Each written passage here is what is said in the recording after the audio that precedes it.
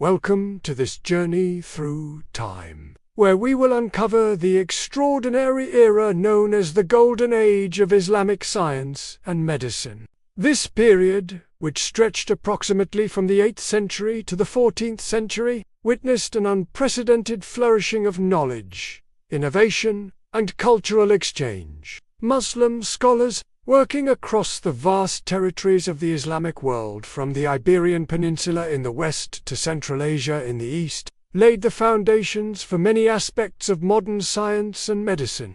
Their contributions would echo across continents and centuries, transforming how humanity understands the natural world. The spark of knowledge, the Golden Age, began shortly after the rise of the Abbasid Caliph, when the Abbasid rulers established their magnificent capital in Baghdad. Around the middle of the 8th century, Caliph al-Mansur founded Baghdad as a center of learning and culture. But it was under Caliph Harun al-Rashid and his son al-Min that the intellectual blossoming truly accelerated. They sponsored translations of Greek, Persian, and Indian texts into Arabic, making the accumulated wisdom of earlier civilizations accessible to Muslim thinkers. A cornerstone of this movement was the Beit al-Hikmah, or House of Wisdom, established in Baghdad during the early 9th century. Here scholars gathered to study astronomy, mathematics, philosophy,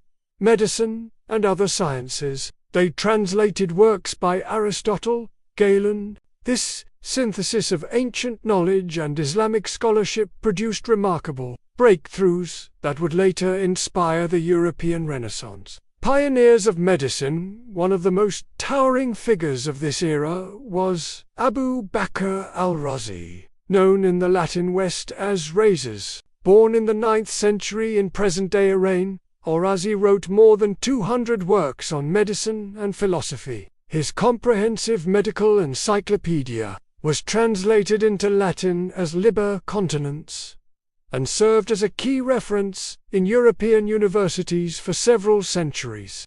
Al-Razi was among the first physicians to distinguish between smallpox and measles, an achievement that marked a significant advancement in epidemiology. Another luminary was Ibn Sina, called Avicenna in Europe, whose monumental canon of medicine was completed in the early 11th century. This work consisted of 5 volumes, and covered everything from general medical principles to detailed descriptions of drugs and treatments. For nearly 6 centuries, it remained the most authoritative medical text in both the Islamic world and Europe.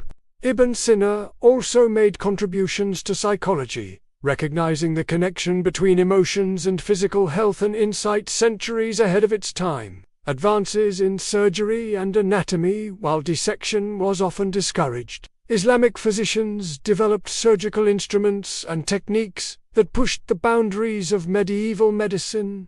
The Andalusian surgeon Al-Zahrawi, known in Latin as Albucasis, composed a 30-volume encyclopedia of medical practices completed in the early 11th century. He described procedures such as cauterization and bone setting and illustrated more than 200 surgical instruments, many of which would not be redesigned in Europe until the modern era. Mathematics and astronomy. The Golden Age was not limited to medicine alone. In mathematics, scholars like Al-Khwarizmi, working in the 9th century, laid the groundwork for algebra. In fact, the word algebra comes from the title of his book, Al-Kitab al-Muftasar, fi Hisab al-Jabra wal, which can be translated as the compendious book on calculation by completion and balancing. Al-Khwarizmi's work introduced systematic solutions for linear and quadratic equations, and spread Hindu-Arabic numerals to the wider world, replacing Roman numerals in Europe.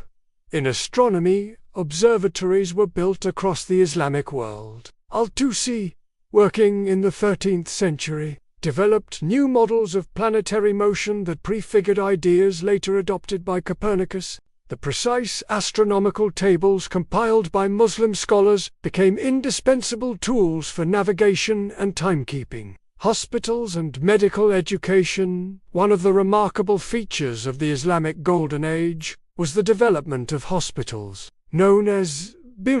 The first true hospital was built in Baghdad in the early 9th century, and soon every major city had at least one. These hospitals were sophisticated institutions with separate wards for different illnesses, pharmacies, and training programs for physicians. Treatment was free of charge, funded by charitable endowments called waqf. Physicians had to pass rigorous examinations to earn their licenses, a practice that demonstrated the high standards of medical professionalism. These hospitals set models that would later influence medieval Europe. The legacy, the golden age of Islamic science and medicine, did not simply preserve ancient knowledge. It, by questioning, testing, and expanding upon earlier ideas, Muslim scholars made lasting contributions that shaped modern disciplines. From the concepts of quarantine and clinical trials to advances in pharmacology and surgery,